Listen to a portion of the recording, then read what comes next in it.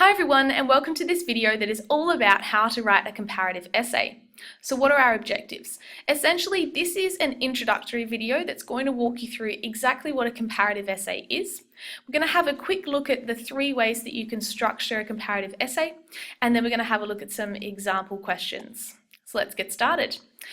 Firstly, it's really important to understand what comparative means. So we're referring to both similarities and differences, and it's important to note that great comparative essays always discuss both. Another feature of great comparative essays is that they focus on analysis of each text. So my tip here is that comparative essays are a balancing act. So they require that you have a really in-depth understanding of each text, that you can analyse each in quite a lot of detail, but that you don't focus too heavily on one or the other. So making sure that you compare and contrast both equally. So what are you likely to compare? Essentially, the list here is endless, but I guess the most common things you are likely to compare in English are going to be novels to films, short story to film, two novels, a novel to a play, or perhaps a few different poems.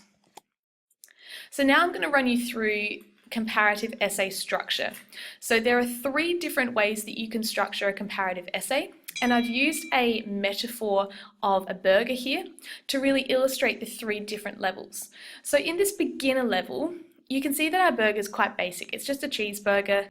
So I'd advise that we cover this just so that you know what it is, but that you move on to the next level and really aim for that as to how you're going to write your essay. So in this beginner cheeseburger level, you will have a short introduction, and then each paragraph, so you can see paragraph 1, 2, 3, and 4, discusses a different text. So you would have text 1 and a technique that you want to talk about, and then your second paragraph will address the same technique in the other text. So let's give this a little bit more meaning and have a look at an example. So in this example, we are comparing the Brother Grimm's Fairy Tale of Rapunzel to the animated film Tangled. So let's go back to this beginner level. In the cheeseburger level 1 beginner structured essay, you would have a short introduction. You would then talk about the context of the fairy tale Rapunzel.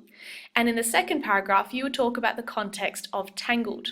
And you can see here again that in the third paragraph, we move on to another technique for Rapunzel and Tangled. And this essentially keeps repeating and is sometimes called a block method. A disadvantage here is that you're really not integrating and weaving together the 2 texts. You're kind of discussing them individually, and that if you pulled apart the essay, you pulled all your paragraphs of Rapunzel out, you would have 2 separate essays. So that's the limitation here, is that you really can't weave together your analysis. So let's have a look at the next level. This is our intermediate level, and you can already see that our burger has leveled up, I suppose you could say. And in this way of structuring an essay, you are focusing on techniques, and those are the way that you structure each paragraph. So you can see here that after a short introduction, you have paragraph 1 about a technique, and you refer to both text A and text B. So let's have another look at that example of Rapunzel and Tangled. And you can see here that paragraph 1 is all about context, and we discuss both Rapunzel and Tangled together, and you can discuss similarities and differences there. Our second paragraph is then about characterization, and you're going to discuss Rapunzel and Tangled, and same for the third paragraph on narrative structure. This allows you to go into much deeper analysis and really analyse each equally. Okay, so this is our third level. It is the most advanced level, and it's usually taught at year 12, and a lot of year 12 students still struggle because it is really challenging. So if you're attempting this level, well done.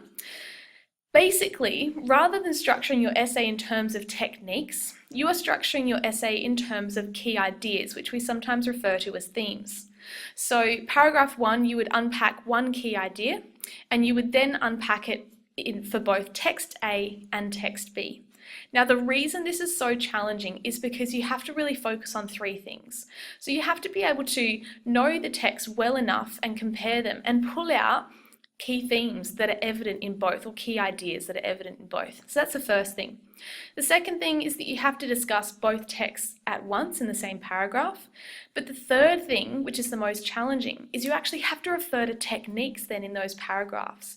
And because you're not structuring each paragraph by technique, it makes this more sophisticated and more challenging. So let's have another look at that example and see how this might be done. You can already see here that this is a lot grittier. And that, I guess, refers back to that burger, which is going a bit out of control at the moment. So paragraph 1 here, you could really draw on that idea of love and discuss it in both Rapunzel and Tangled and unpack similarities and differences there. And I guess if you were to think about techniques that might explore this in a bit more detail, you could talk about characterization. So perhaps how a prince and princess are portrayed. You could also talk about symbolism in terms of the symbol of the flower. What does that mean in each text? Your second paragraph could then potentially be about the representation of women in both stories. So you can see again Rapunzel and Tangled. And some techniques that you might like to touch on are again characterization, obviously of your female characters. And secondly, context, considering that these stories both come from completely different times and places, and stories are often quite reflective of the time in which they're written. Okay. Your third paragraph could then be about this idea of the happy ending, which is very common in Disney stories, and really unpacking the similarities and differences between Rapunzel and Tangled here. And you would be discussing essay structure here, so really focusing on the ending, and that would be your technique. Okay, so here are some example questions. So you might like to pause here and just have a bit of a read through. But essentially the focus here is on the word compare the ways. So that's really what you're focusing on. If you ever see the word compare, you know you're going to have a comparative essay.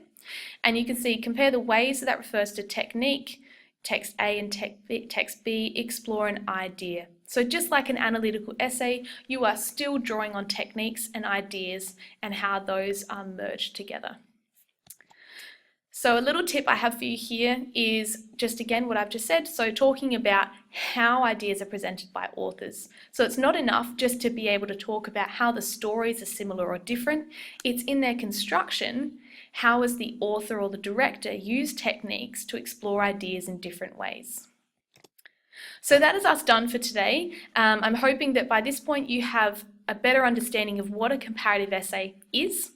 You have an understanding of the good, the bad, and the great ways to structure an essay, comparative essay, and you'll now be able to identify some questions that you might be given by your teacher.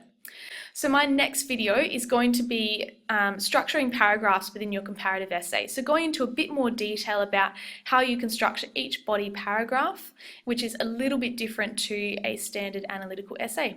So I'll see you then. Bye guys.